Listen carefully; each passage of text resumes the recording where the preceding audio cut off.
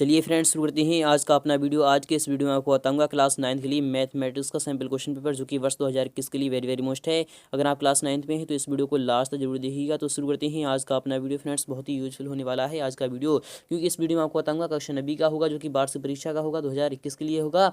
Mathematics का होगा यानी कि गणित का होगा, आपका हिंदी एंड इंग्लिश वर्जन में होगा, यानी कि यह मॉडल क्वेश्चन पेपर आपका हिंदी मीडियम वाले भी देख सकते हैं और इंग्लिश मीडियम वाले भी समझ सकते हैं। टाइम 3 घंटे का है, यानी कि 3 घंटे के अंदर अंदर आपको पेपर को सॉल्यूशन करना होता है। मैक्सिमम मार्क्स यानी कि 100 मार्क्स का आपका यह क्वेश्चन पेपर है। तो शुरू करते हैं आज। तो फ्रेंड्स, मॉडल क्वेश्चन पेपर देखने से पहले कुछ निर्देश दिए जा रहे हैं, उसे पढ़ना बहुत ही जरूरी है। इससे पहले तो निर्देश पढ़ लेते हैं। पहला निर्देश है कि सभी प्रश्न अनिवार्य हैं, यानी कि ऑल क्वेश्चंस आर कंपलसरी। सभी क्वेश्चन के जवाब देना लाजमी है, यानी कि आपको सभी क्वेश्चंस के जवाब देना होगा। और प्रश्न क्रमांक 6 से 26 तक आंतरिक विकल्प दिए गए हैं और आवश्यकता अनुसार स्वच्छ एवं नामांकित आपको चित्र बनाना होगा। तो शुरू करते हैं आज का अपना वीडियो। फ्रेंड्स, पहला क्वेश्चन आ चुका है, आप सामने है, वेरी वेरी मोस्ट है, क्योंकि बार बार आता है कि सही विकल्प चुनकर आपको लिखना होगा। एक पद वाले बहुपद को कहा जाता है। फ्रेंड्स, एक पद में जो बहुपद होते हैं उसे क्या कहा जाता है? क्या एक पद ही कहा जाता है, या फिर द्विपद कहा जाता है, या फिर त्रिपद कहा जाता है, या फिर रैखिक बहुपद कहा जाता है? तो आपको पता होगा कि जो एक पद में बहुपद होते हैं उन्हें एक पदी ही कहते हैं। जी हाँ फ्रेंड्स, एक पदी ही कहते हैं। और रैखिक बहुपद किसे कहते हैं? तो रैखिक बहुपद उसे कहते हैं जिसकी घात एक होती है, तो उसे रैखिक बहुपद कहते हैं। और द्विपद किसे कहते हैं? द्विपद जिसमें दो पद हों उसे द्विपद कहते हैं। और त्रिपद में यानी कि जिसमें 3 पद हों। चलते हैं नेक्स्ट वाला भी क्वेश्चन दे लेते हैं कि संख्या √7 है एक। फ्रेंड्स, कैसी संख्या है? क्या अपरिमेय संख्या है, या फिर परिमेय संख्या है, या फिर प्राकृतिक संख्या, या फिर विषम संख्या है? तो आपको पता होगा जो √7 वह संख्या है वह स्वयं से कट सकती है और एक से कट सकती है, तो आपका यह अपरिमेय संख्या होगी। जी फ्रेंड्स, आपका जवाब होगा पहला वाला ऑप्शन आपका सही हो जाएगा। बाई अक्ष का यानी कि समीकरण होगा। फ्रेंड्स, जो बाई अक्ष का समीकरण होता है वह क्या होगा? x=1 यानी कि x=a होगा, या फिर y=b होगा, या फिर y=0 होगा, या फिर x=0 होगा। तो आप हमें कमेंट बॉक्स में इसका जवाब जरूर बताइएगा। नेक्स्ट वाले क्वेश्चन लेते हैं। क्वेश्चन नंबर 4 आ चुका है, आप सामने है, वेरी वेरी मोस्ट है कि मूल बिंदु के निर्देशांक होते हैं। फ्रेंड्स, जो मूल बिंदु होता है उसके निर्देशांक क्या होते हैं? क्या 1,1 होता है? नहीं दोस्तों। क्या 0,1 होता है? नहीं दोस्तों। क्या 0,0 होता है? जी हाँ फ्रेंड्स, आपका जवाब होगा आपका ऑप्शन नंबर सी आपका यहाँ पर सही हो जाएगा, क्योंकि जो मूल बिंदु होता है उसके निर्देशांक होते हैं 0,0। चलते हैं नेक्स्ट वाला भी क्वेश्चन चलते हैं। एक त्रिभुज के तीनों कोणों का योग होता है, यानी कि सम होता है, यानी कि तीनों कोणों का योग जो त्रिभुज होता है, यानी कि यह मान लो एक त्रिभुज है, इसके तीनों कोणों का योग कितना होगा? वह होता है 180 डिग्री। जी हाँ फ्रेंड्स, 180 डिग्री होता है, इसलिए आपका विकल्प कौन सा आएगा? वह आएगा आपका ऑप्शन नंबर बी आपका सही हो जाएगा। चलते हैं नेक्स्ट वाला भी क्वेश्चन लेते हैं कोई, यानी कि इसे इंग्लिश मीडियम वाले भी समझ सकते हैं। तो क्वेश्चन नंबर 2 आ चुका है, आप सामने है, वेरी वेरी मोस्ट है, जो कि बार बार आता है। इस बार भी असत्य है, सत्य और असत्य आपको बताना होगा। प्रत्येक परिमेय संख्या एक पूर्णांक होती है, आपको यह सत्य है या फिर असत्य है? तो यानी कि प्रत्येक परिमेय संख्या होती है वह एक पूर्णांक होती है। जी हाँ फ्रेंड्स, पूर्णांक होती है, इसलिए आपका जवाब क्या आएगा? यानी कि यह सत्य हो जाएगा। चलते हैं नेक्स्ट वाला भी क्वेश्चन लेते हैं। एक घात वाले बहुपद को रैखिक बहुपद कहा जाता है। जी हाँ फ्रेंड्स, बिल्कुल कहा जाता है। दो चरों वाले प्रत्येक रैखिक समीकरण का आलेख एक सरल रेखा होता है। जी हाँ फ्रेंड्स, बिल्कुल होता है। चलते हैं नेक्स्ट वाला भी देखते हैं। एक शांत रेखा दोनों ओर अनिश्चित रूप से बढ़ाई जा सकती है, तो आपका यह शांत या फिर सही होगा या फिर गलत होगा? आप हमें कमेंट बॉक्स में जरूर बताइएगा। पूर्ण अपने भाग से छोटा होता है? नहीं दोस्तों, आपका यह भी इनकरेक्ट होगा। नेक्स्ट वाले भी क्वेश्चन लेते हैं। क्वेश्चन नंबर 3 आ चुका है, आप सामने है, वेरी वेरी मोस्ट है। एक शब्द या फिर एक वाक्य में आपको उत्तर देना होगा। प्रत्येक अपरिमेय संख्या एक वास्तविक संख्या होती है, क्या यह सत्य है या फिर असत्य है? तो आपको बताना होगा कि प्रत्येक अपरिमेय संख्या एक वास्तविक संख्या होती है। नहीं, कोई जरूरी नहीं है, यानी कि वास्तविक संख्या होती है, यानी कि जो अपरिमेय संख्या होती है क्या वह वास्तविक होती है? तो आप इसमें लिख सकते हैं बहुपद 5x³ + 4x² + 7x की घात होगी, क्या होगी? वह होगी 3। जी हाँ फ्रेंड्स, 3 होगी, क्योंकि यहाँ पर घात सबसे ज्यादा 3 दी जा रही है, इसलिए आपकी घात आ जाएगी 3। क्षैतिज रेखा को x अक्ष और ऊर्ध्वाधर रेखा को y अक्ष कहा जाता है। क्या यह यानी कि इसे क्या कहा जाता है? आपको कमेंट बॉक्स में बताना होगा। बहुपद प्लस यानी कि 2 + x² + x में x² का गुणांक होगा, तो वह होगा 1। जी हाँ फ्रेंड्स, 1 होगा। और समीकरण ax + by + c = 0 का आलेख आपको कैसा होगा? आपको यह बताना होगा। नेक्स्ट वाले भी क्वेश्चन लेते हैं। क्वेश्चन नंबर 4 आ चुका है, आप सामने है, वेरी वेरी मोस्ट है, क्वेश्चन भी बार बार आता है। क्वेश्चन नंबर 4 है, सही विकल्प चुनकर आपको रिक्त स्थानों की पूर्ति करना है। तो क्वेश्चन नंबर 4 का पहला वाला क्वेश्चन है, ये किसी समबाहु त्रिभुज का प्रत्येक कोण होता है। फ्रेंड, जो समबाहु त्रिभुज होता है उसके तीनों कोणों का, यानी कि त्रिभुज को आपको पता होगा कि 180 डिग्री होता है, और समबाहु त्रिभुज होता है उसके तीनों कोण समान होते हैं। तो जब आप 180 डिग्री को आप 3 से डिवाइड करते हैं तो आपका 60 डिग्री आ जाता है। जी फ्रेंड्स, आपका पहला वाला सही आ जाएगा, यानी कि 60 डिग्री होता है। और किसी चतुर्भुज के कोणों का योग होता है, जो कोई चतुर्भुज होता है उसके कोणों का योग कितना होता है, क्या 720 डिग्री होता है या फिर 360 डिग्री होता है। तो आपको पता होगा कि चतुर्भुज होता है उसके 3 यानी कि चारों कोणों का योग होता है 360 डिग्री। जी फ्रेंड्स, आपका जवाब चलते हैं नेक्स्ट वाले भी क्वेश्चन लेते हैं कि समान यानी कि समान त्रिज्याओं वाले दो वृत्त होते हैं समरूप होते हैं या फिर सर्वांग सम होते हैं। तो आपको पता होगा कि समान त्रिज्याओं वाले दो वृत्त होते हैं भाई आपके सर्वांग सम होते हैं। जी फ्रेंड्स, सर्वांग सम होते हैं, आपके यहाँ पर सर्वांग सम आ जाएगा। त्रिभुज का अर्ध परिमाप होता है वह क्या होता है, वह होता है आपका a+b+c/2। जी फ्रेंड्स, आपका नेक्स्ट वाला भी देते हैं कि शंकु का आयतन होता है वह होता है 1/3 πr²h। जी फ्रेंड्स, आपका पहला वाला यहाँ पर आ जाएगा। नेक्स्ट वाला भी क्वेश्चन लेते हैं, क्वेश्चन नंबर 5 आ चुका है आप सामने है, जो कि वेरी वेरी मोस्ट है। सही जोड़े बनाने हैं आपको, पहला वाला यानी कि आवाखंड और वाखंड आपके सामने आ चुका है। घनाभ का आयतन होता है फ्रेंड्स, जो घनाभ का आयतन होता है वह क्या होता है, वह होता है आपका लंबाई गुणा चौड़ाई गुणा ऊंचाई। जी फ्रेंड्स, आपका लंबाई गुणा चौड़ाई गुणा ऊंचाई होता है। और जो प्रायिकता का योग होता है फ्रेंड्स, जो प्रायिकता का योगफल होता है वही आपका होता है 1 होता है। जी फ्रेंड्स, 1 होता है, इसलिए आपका जवाब चला जाएगा इनके 1 होता है। एक ही अंक की पुनरावृत्ति क्या कहलाती है फ्रेंड्स, जो एक ही अंक की बार बार पुनरावृत्ति होती है वह क्या कहलाती है, वह कहलाती है आपकी आवृत्ति यानी कि बारंबारता कहलाती है। और घटना की घटने की प्रायिकता होती है फ्रेंड्स, जो घटना की घटने की प्रायिकता होती है वह 0 से 1 के बीच में होती है। जी फ्रेंड्स, 0 से 1 के बीच में होती है। अधिकतम बारंबारता वाला पद कहलाता है वह आपका भूलक कहलाता है। तो 0 यहाँ पर रह रहा है यानी कि इसे आपको छोड़ना है और बाकी सभी का आपको मिलान हो जाएगा। इसे इंग्लिश मीडियम वाले भी समझ सकते हैं, विस्तार के साथ समझ सकते हैं। नेक्स्ट वाले भी क्वेश्चन चलते हैं, क्वेश्चन नंबर 6 आ चुका है आप सामने है कि 10/3 का दशमलव प्रसार शांत होगा यानी किस प्रकार का होगा, आपको यह बताना होगा यह आपका असंत यानी कि अशांत आवृत्ति का होगा, क्योंकि 3.33333 बार यानी कि 3 बार आ जाएगा आपका।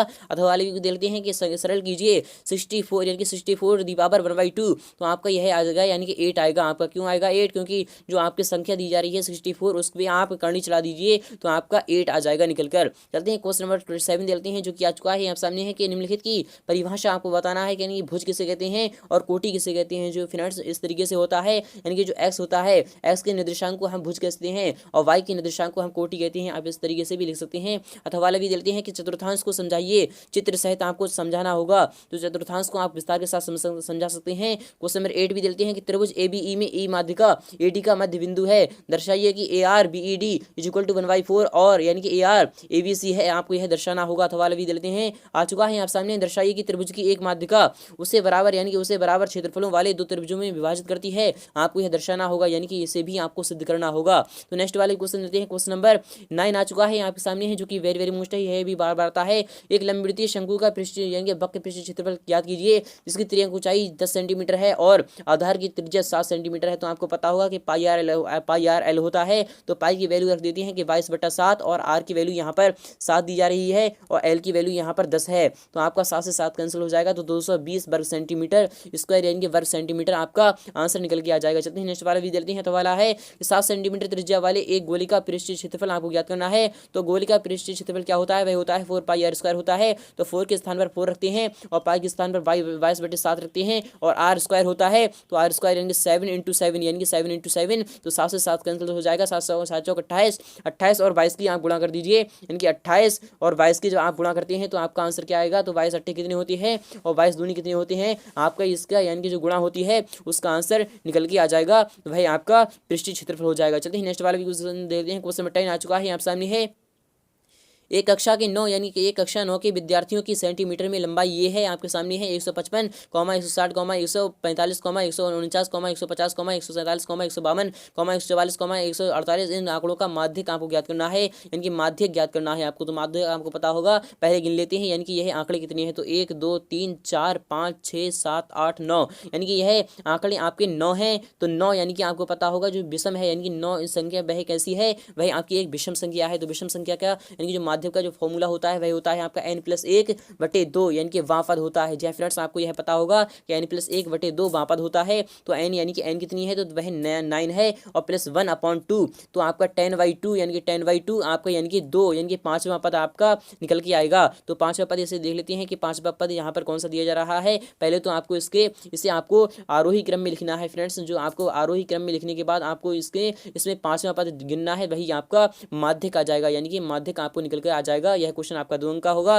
नेक्स्ट वाला भी क्वेश्चन देख लेते हैं अथवा वाला आ चुका है आप सामने है कि आंकड़ों 14, 25, 14, 28, 18, 17, 18, 14, 23, 22, 14, 18 का बहुलक है तो वही होगा आपका, वह कौन सा होगा, वही होगा 14, क्योंकि 14 जो संख्या 14 है वह बार बार आया है, यानी कि वह सबसे ज्यादा बार आया है, इसलिए आपका बहुलक होगा 14। नेक्स्ट वाला भी देते हैं कि क्वेश्चन नंबर 11 है 1y यानी कि 1y 2 + √3 के हर का परिमीरण कीजिए, आपको करना होगा। तो 1y यानी कि 2 + √3 का आपका क्या आएगा निकल कर, तो 2 यानी कि 2 - √3 आपका, मैं आपको डायरेक्टली आंसर बता रहा हूँ, तो वह आएगा आपका 4 - 3 यानी कि ये एक आ जाएगा यहाँ पर निकल कर, तो आपका आंसर आएगा आपका 2 - √3। आपका आंसर आपको मिल चुका है। अथवा वाला भी दे लेते हैं क्या 1y यानी कि 1y 7 + 3 √2 के हर का परिमीकरण करना है आपको, इसका भी हर का परिमीकरण करना है आपको। तो 7 यानी कि 7 - √3 यानी कि 3 × यानी कि 2 आपका यहाँ पर आ जाएगा। और यानी कि 7 7 49 होते हैं, 49 यानी कि 49 माइनस कितने जाएंगे, तो 3 3 9 दूनी 18 यानी कि 49 में से 18 आ गया, तो आपका आंसर आपका इस तरीके से निकल कर आ जाएगा।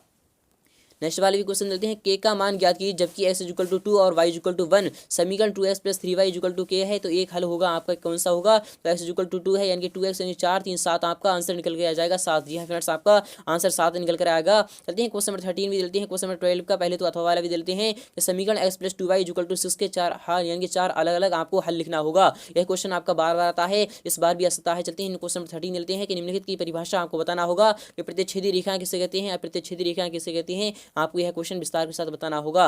नेक्स्ट वाले भी क्वेश्चन लेते हैं। क्वेश्चन नंबर अथवा वाला आ चुका है यहाँ सामने है कि यानी कि निम्नलिखित की परिभाषा आपको बताना होगा कि पूरक कोण किसे कहते हैं और संपूरक कोण किसे कहते हैं, यानी कि वे दो कोण यानी कि दो कोणों का योग, यानी कि वे दो कोण जिन कोणों का योग 90 डिग्री होता है यानी कि 90 डिग्री होता है, पूरक कोण कहलाते हैं। और संपूरक यानी कि वे दो कोण जिनके कोणों का योग 180 डिग्री होता है वह संपूरक कोण कहलाते हैं। आपका इस तरीके से परिभाषा आ जाएगी। चलते हैं क्वेश्चन नंबर 14 भी देते हैं, आ चुका है यहाँ सामने है एक चतुर्भुज के कोण 3:5:9:13 के अनुपात में है। इस चतुर्भुज के सभी कोणों का आपको ज्ञात करना होगा। तो 3:5 यानी कि आप 8 8 9 यानी कि 17 और 13 यानी कि 30 x = आपको पता होगा कि चतुर्भुज होता है उसके चारों यानी कि चारों कोणों का योग 360 डिग्री होता है। तो 30x = 30 यानी कि 360 डिग्री, तो आपका यानी कि 0 से 0 कैंसिल हो जाएगा। 3 यानी कि 12 आपका s की वैल्यू आपकी 12 आएगी निकल कर। तो 3 यानी कि पहला कोण आएगा आपका 3x यानी कि 12 3 36 यानी कि पहला आपका कोण आएगा 36 डिग्री। और 5 यानी कि 5x होगा, तो 5 यानी कि 12 5 60 डिग्री,